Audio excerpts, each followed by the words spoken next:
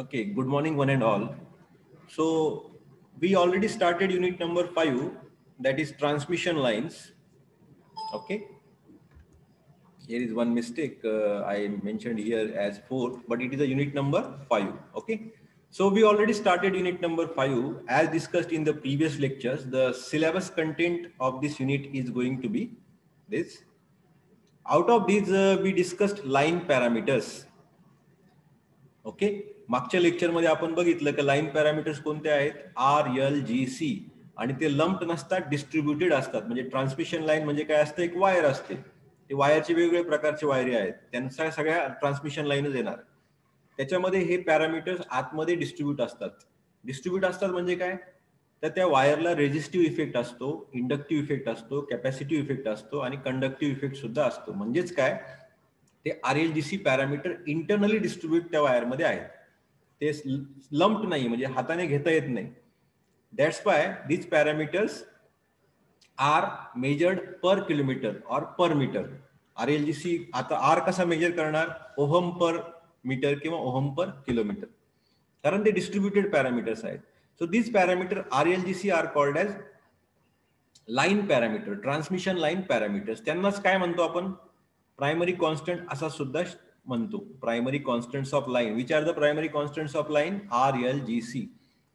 okay, so these primary constants or parameters or line parameters are generally given by the manufacturer. okay, आता manufacturer ठरवतो ना की transmission line अशी बनवायची का, ट्विस्टेड पेअर बनवायची का, जास्त जाडीची बनवायची, कोणतं मटेरियल वापरायचं, त्यानुसार RLGCच्या व्हॅल्यू वेगवेगळ्या असतात. ओके, डेटा शीट मध्ये दिलेले असतात मॅन्युफॅक्चररने परचेस करताना आपल्याला. Second type of parameters we discussed are secondary constants. Okay, so secondary constants कोणते कोणते असतात ट्रान्समिशन लाईनला, तर Z0 असतो आणि काय असतो, गॅमा असतो. ओके, Z0 ला आपण काय म्हणतो, characteristic impedance of that line, त्या लाईनचा कॅरेक्टरिस्टिक इम्पेडन्स, म्हणजे ती इम्पेडन्सची अशी व्हॅल्यू असते का तेवढ्या व्हॅल्यूचा जर लोड आपण त्या ट्रान्समिशन लाईनच्या रिसिव्हिंग एंडला जर कनेक्ट केला तर बरोबर मॅक्सिमम पॉवर ट्रान्सफर होतो, म्हणजे परफेक्ट मॅचिंग होतो, असं त्याचा अर्थ होतो. So that's why characteristic impedance of the transmission line is very very important parameter, कारण त्याच्यानुसार त्याच्यावरच आपलं काय ठरतं की सोर्सकडून लोडकडे किती पॉवर जाऊ शकेल. अदरवाईज काय होतं, जर तुमचा ट्रान्समिशन लाईनचा इम्पेडन्स, कॅरेक्टरिस्टिक इम्पेडन्स आणि लोडचा इम्पेडन्स जर मॅच नाही झाला तर काय होईल, लोड सगळा येणारा सिग्नल कॅच करू शकत नाही, ऍब्झॉर्ब करू शकत नाही. मग त्याने होतं काय, ट्रान्समिशन लाईनच्या रिव्हर्स डायरेक्शनला रिफ्लेक्शन जातात, म्हणजे लोडने तर सगळे सिग्नल घ्यायला पाहिजे, लोड पूर्ण घेत नाही, मग लोड काही सिग्नल रिटर्न पाठवतो, रिफ्लेक्ट करतो सोर्सकडे. ठीक आहे, त्याच्यामुळे प्रॉब्लेम तयार होतात.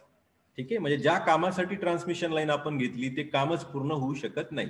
मग त्याच्यासाठी आपल्याला काय माहित असलं पाहिजे, त्या ट्रान्समिशन लाईनचा कॅरेक्टरिस्टिक इम्पेडन्स किती आहे. म्हणजे ह्या ट्रान्समिशन लाईनचा कॅरेक्टरिस्टिक इम्पेडन्स जर माहित असेल तर त्या इम्पेडन्सचाच, त्या मापाचा लोड, त्याच व्हॅल्यूचा लोड आपण इथे लावू शकतो, म्हणजे मॅचिंग होतं बरोबर, म्हणजे सिग्नल सोर्सकडून लोडकडे परफेक्ट जातो, मॅक्सिमम पॉवर ट्रान्सफर होतं. तर characteristic impedance is very important in transmission line applications. आता याची व्हॅल्यू सुद्धा मॅन्युफॅक्चरर देतो. याची व्हॅल्यू कशावर डिपेंड असते, RLGCच्या व्हॅल्यू डिपेंड असते आणि प्लस फ्रिक्वेन्सीवर डिपेंड असते. म्हणजे इनपुट फ्रिक्वेन्सी जर फिक्स्ड असेल आणि RLGCच्या व्हॅल्यू जर माहीत असतील तर Z0 आपल्याला कॅल्क्युलेट करता येतो किंवा मॅन्युफॅक्चर बऱ्याच वेळा आपल्याला देतो ती value. Okay, that is a secondary constant of line. आणखी एक कॉन्स्टंट महत्वाचा आहे ट्रान्समिशन लाईनच्या बाबतीत, gamma. Gamma is called as propagation constant.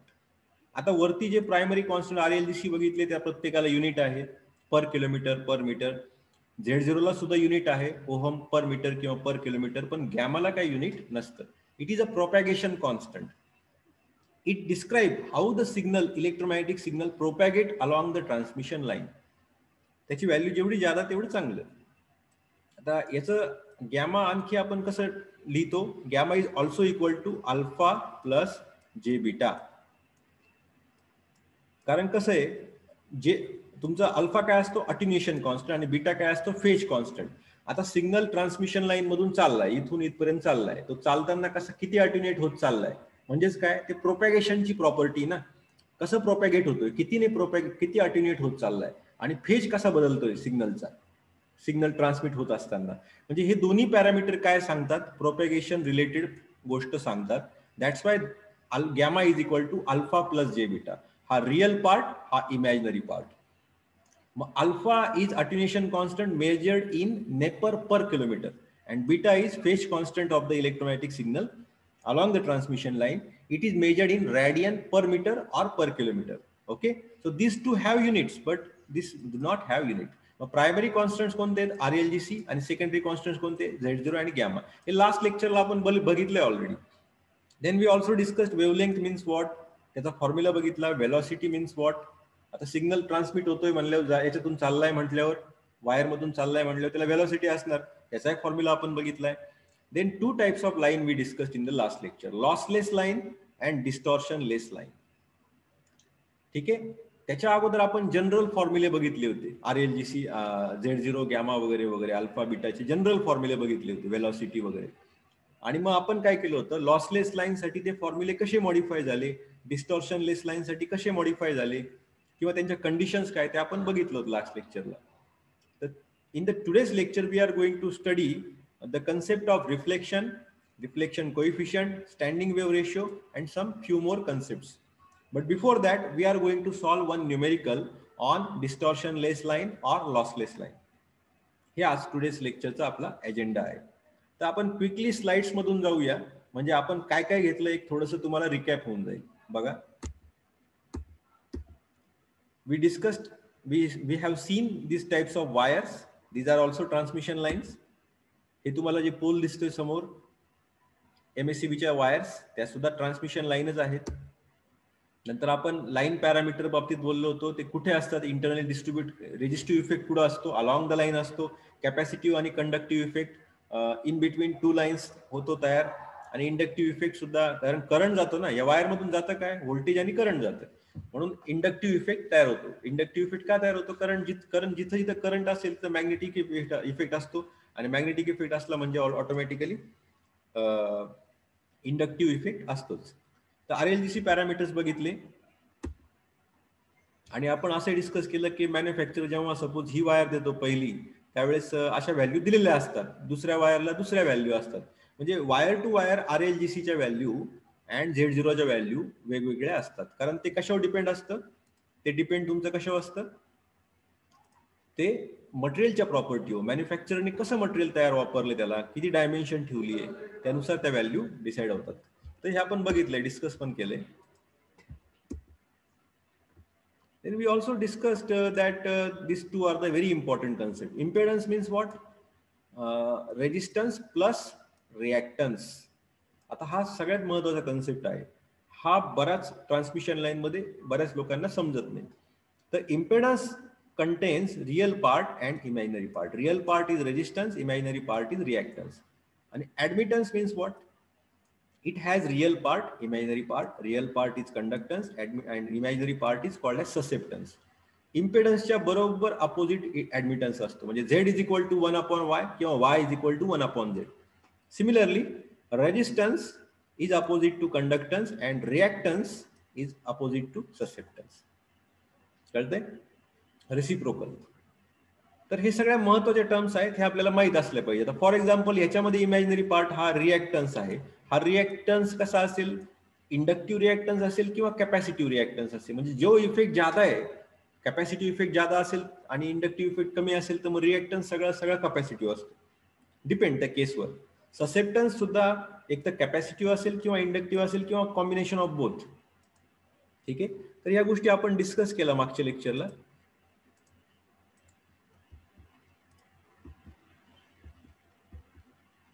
असं एक ट्रान्समिशन लाईनचं मॉडेल आपण बघितलं होतं, बरोबर आहे ना.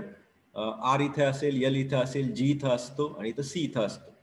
ठीक आहे. हा एक सेक्शन झाला 1 किलोमीटरचा. पुढचा 1 किलोमीटरचा सेक्शन हा, पुढचा 1 किलोमीटरचा सेक्शन हा. जेवढी वायर जातात तेवढे मग इक्विव्हॅलंट मॉडेल आपलं मोठं होईल.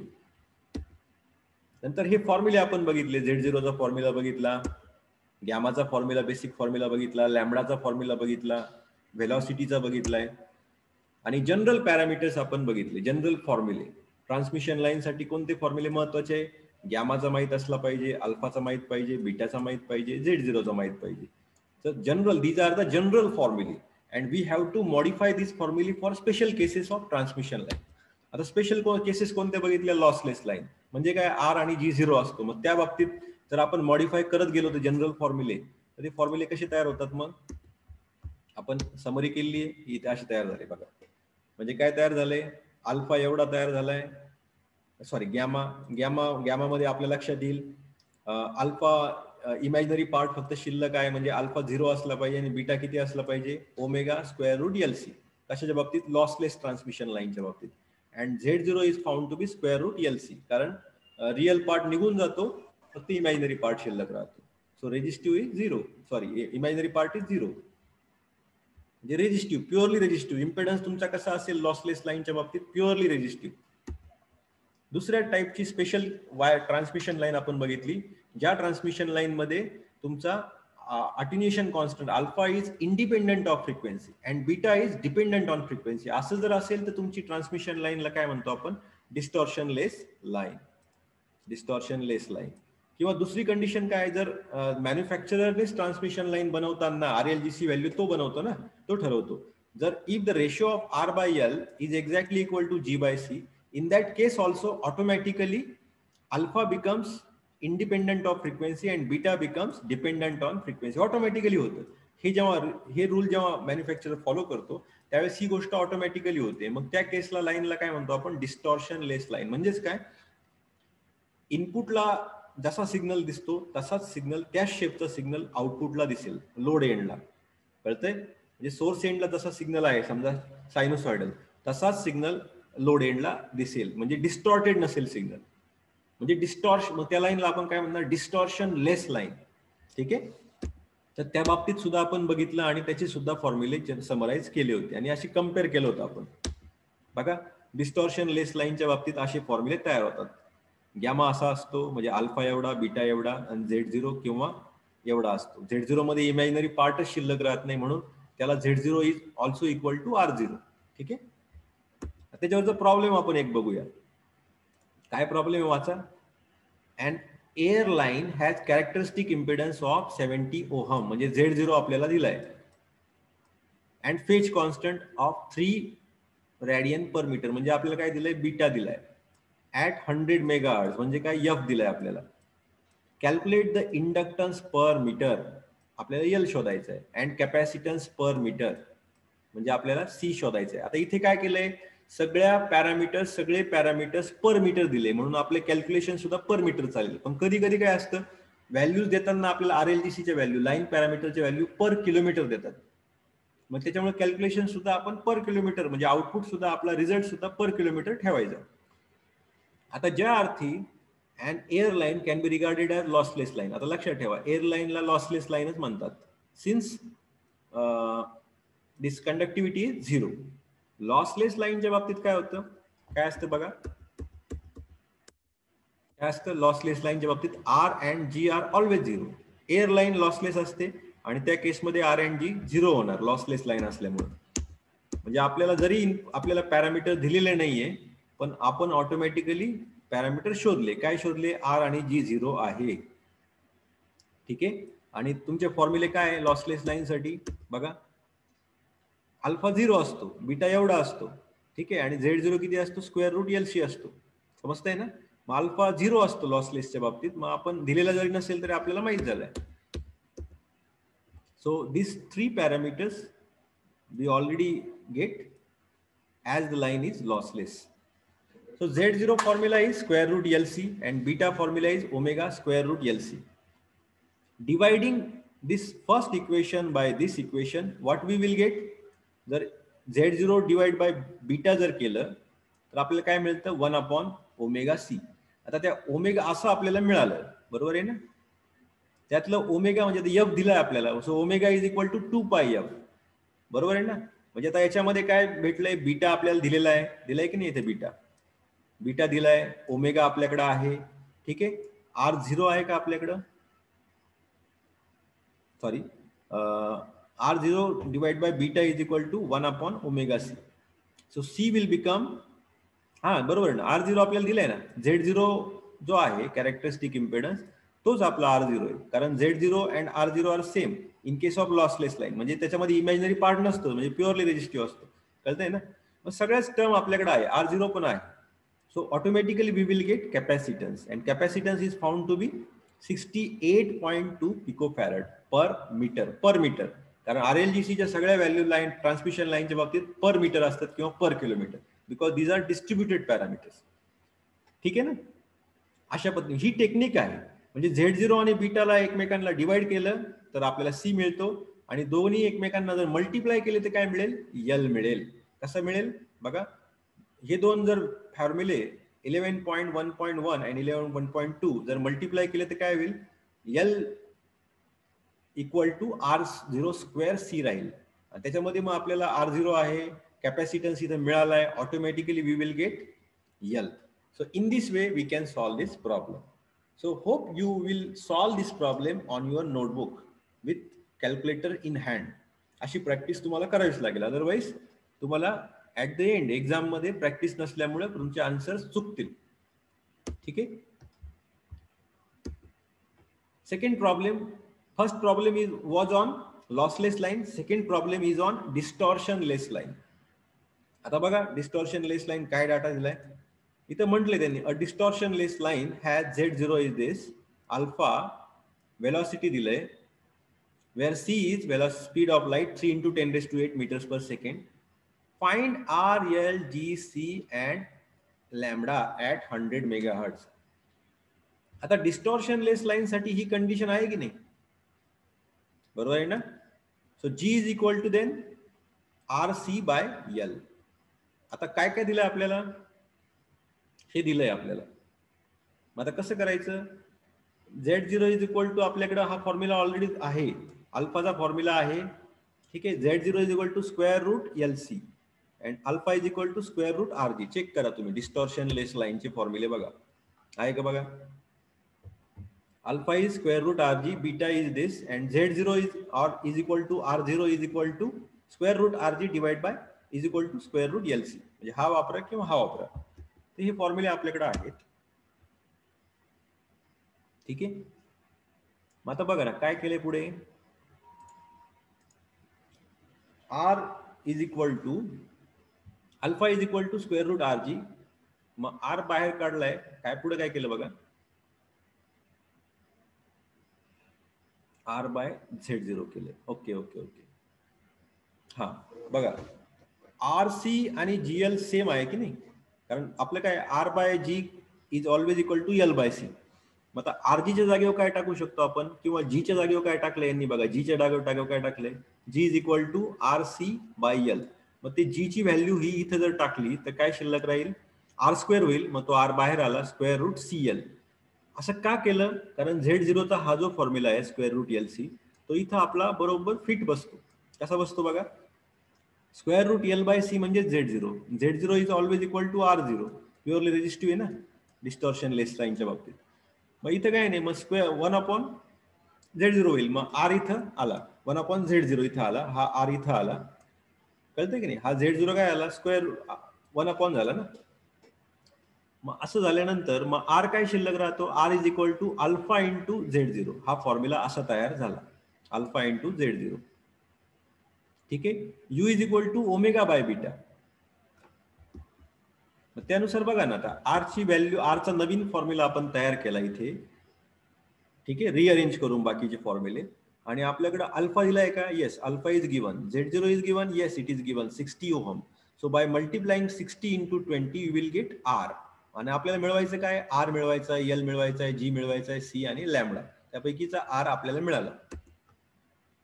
Dividing 11.2.1 by equation 11.2.3 we will get L is equal to Z0 divided by velocity U. Z0 आहे, velocity दिलेली आहे, you will get L. Okay. असं करत करत आपण G पण मिळवला. G कसं मिळवणार, G चा फॉर्म्युला काय, RC बाय L. त्यापैकीचा R मिळालाय, C मिळालाय. ठीक आहे ना. असं करत आपल्याला G पण मिळून जाईल. ठीक आहे. So this way we can solve this problem. असं step by step. So what I appeal, you have to solve this numerical on your own. Obviously, I am going to add these particular numericals as a part of your tutorials. Okay, I will share the questions and you have to solve these numericals on your own with calculator in your hand. Okay, अशा पद्धतीने आज आपल्याला मिळतं. आता दोन problem आज आपण बघितले. लॉसलेस लाईनचा, ठीक आहे, काही पॅरामीटर दिलेत, काही शोधायला लावलेत, आणि डिस्टॉर्शन लेस लाईनचा. ठीक आहे, आता तुमच्या एक लक्षात आलं असेल की हे प्रॉब्लेम जर तुम्हाला सोडवायचे असतील तर तुमचे फॉर्म्युले लक्षात असणं गरजेचं आहे, पाठ असणं गरजेचं आहे, किंवा जरी पाठ नसतील तर तुम्हाला ते तयार करता आले पाहिजे. कंडिशन्स आपल्याला माहिती आहे की लॉसलेस लाईनला आर आणि जी झिरो असतो आणि डिस्टॉर्शन लेस लाईनला काय असतं, R by G is equal to L by C. असं करून आपण फॉर्म्युले तयार पण करू शकतो, पण त्याच्या आधी तुम्हाला जनरल फॉर्म्युले सुद्धा माहित पाहिजे, तरच ते शक्य. So this way the problems can be solved. Now next concept is reflection. Reflection मध्ये काय होते बघा स्क्रीनवर. सोर्स एंड असतो आपली, ही ट्रान्समिशन लाईन इथून सुरू झाली आणि इथं संपली. देर इज अ सोर्स अटॅच्ड, ठीक आहे, and there is a load. So incident wave signal is transmitted like this along transmission line. Transmission line मधून सिग्नल चाललाय. So this is a incident wave. आणि जर हा ट्रान्समिशन लाईनचा इम्पेडन्स Z0 आणि हा लोडचा impedance ZR, if they are not equal, then what will happen? If they are not equal, then what will happen? Reflections will occur. म्हणजे load काय करणार, पूर्ण सिग्नल कॅच नाही करणार, काही भाग रिव्हर्स पाठवणार सोर्सकडे. So this is a reflected wave. Many time this happens, आणि म्हणून लोडला प्युअर आउटपुट आपल्याला मिळत नाही. ठीक आहे, so you have to remember there is a incident wave, reflected wave many times in the transmission. आणि जर हे दोन सारखे असतील तर मग रिफ्लेक्शन होणार नाही. So the reflected wave will be zero. ठीक आहे, suppose this is a transmission line with the characteristic impedance Z0 and load impedance is suppose ZL. So VI and II are input voltage, input current. VR and IR काय, आता समजा हे incident wave आहे ना, incident वेव्हला incident voltage असेल VI आणि incident current असेल II. तसंच रिफ्लेक्टेड वेव्हला सुद्धा व्होल्टेज आणि करंट आहे की नाही. So that is a, suppose it is denoted as VR and IR. Then it is found that ratio of incident wave and incident current is exactly equal to ratio of reflected voltage and reflected current. And it is also found that these two ratio are exactly equal to characteristic impedance of transmission line. म्हणजे हे एक मॅजिकच आहे की नाही, का तुमचा इनपुटचा जो काही व्होल्टेज आणि करंटचा रेशो असेल तो एक्झॅक्टली रिफ्लेक्टेडचा रेशो बरोबर सारखाच मिळतो. आणि आणखी मॅजिक काय पुढचं, तर ते रेशो बरोबर एक्झॅक्टली ट्रान्समिशन लाईनच्या Z0 एवढे असतात. That's why this impedance of transmission line is called as characteristic impedance of transmission line. म्हणून तर एक शब्द नवीन ऍड झालाय ना इम्पेडन्सला, characteristic. It is a characteristic feature of that transmission line. That's why it is called as characteristic impedance of line. म्हणजे हा concept तुम्ही लक्षात ठेवा. ठीक आहे, आता टोटल व्होल्टेज किती असेल, समजा हा ट्रान्समिटेड सिग्नल आहे आणि हा रिफ्लेक्टेड सिग्नल आहे, दोघांची ऍडिशन होईल का नाही. So total voltage is VI plus VR, total current is II minus IR. ठीक आहे, आणि मग लोड इम्पेडन्स किती असेल, मग total voltage divide by total current is equal to load impedance. ठीक आहे ना. मग पुढे बघा. So reflection coefficient then will be equal to reflection coefficient चा फॉर्म्युला काय बघा इथे. What is this formula? This is a very important concept. Give me 1 minute. Again we will go to the last slide. You see. So what is the amount of reflection? What is the amount? किती reflection होणार आहे, किती पटीने reflection जाते. म्हणजे समजा इथे 100 watt signal होता आणि याने समजा 80 वॅट सिग्नल कॅच केला, ऍब्सॉर्ब केला, पण मग उरलेले 20 वॅट इकडे गेले की नाही. मग ते हे ओळखायचे किती रिफ्लेक्ट झालाय सिग्नल, कितीच्या अमाऊंटने रिफ्लेक्ट झाला. So for to measure this reflection there is one parameter, that is reflection coefficient. The symbol is this, you see. मग ते रिफ्लेक्शन कोएफिशियंटचा सिम्बॉल हा असतो, हे लक्षात ठेवा. आणि हा सगळ्यात महत्वाचा पॅरामीटर आहे, कारण रिफ्लेक्शन नसावेत ट्रान्समिशन लाईनवर, मग असेल तर किती आहेत, तर that is measured with the help of reflection coefficient. So what is the formula? ZL minus Z0 divided by ZL plus Z0. This is the formula of reflection coefficient. आता समजा Z0 आणि ZL सारखे असतील तर हा difference किती येईल मग? That will become 0. So 0 divided by anything is always 0. So reflection coefficient will be equal to 0 if ZL and Z0 are equal. म्हणजे डिफरन्स 0 होईल. ठीक आहे. So this is the formula of reflection coefficient. Standing waves means what? Standing waves means when incident wave reflects from the mismatched, म्हणजे match नाहीये बुवा, Z0 आणि ZL match नाहीयेत, mismatch आहेत, इम्पेडन्स मॅचिंग नाहीये, interference pattern develops. Both incident and reflected waves move at the propagation velocity, but the interference pattern is stationary. म्हणजे तुमचा transmitted signal असा असेल, तो चाललाय बरोबर पुढे, रिफ्लेक्टेड सिग्नल रिव्हर्स डायरेक्शनला चाललाय पुढे. ठीक आहे. दोघांचं जे रिझल्टंट सम आहे, ऍडिशन आहे, ते बाकी स्टेबल दिसतंय आपल्याला. म्हणजे हा इन्सिडेंट वेव्ह जो आहे तो पुढे जाताना दिसतो, रिफ्लेक्टेड सिग्नल उलट्या जाताना दिसतो, पण जे दोघांचं कॉम्बिनेशन आहे, okay, that seems to be stationary, that seems to be static. ते कुठं जाताना दिसत नाही, ते स्टेशनरी दिसतं. म्हणून त्या वेव्हला काय म्हणतात? Standing wave. बाकी ह्या वेव्हला काय म्हणतात? Incident wave. This is reflected wave. This is called as standing wave.